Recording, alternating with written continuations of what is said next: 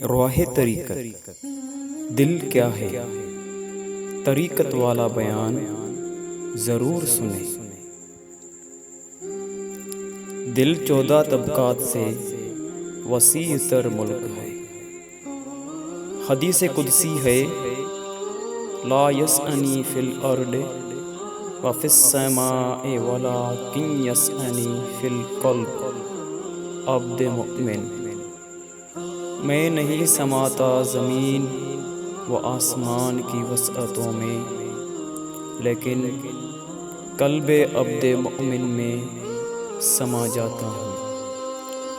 قال نبی صلی اللہ علیہ وآلہ وسلم، ان اللہ لا ينظر الى صورکم ولا الى اعمالکم ولکن ينظر فی قلوبکم ونیاتکم۔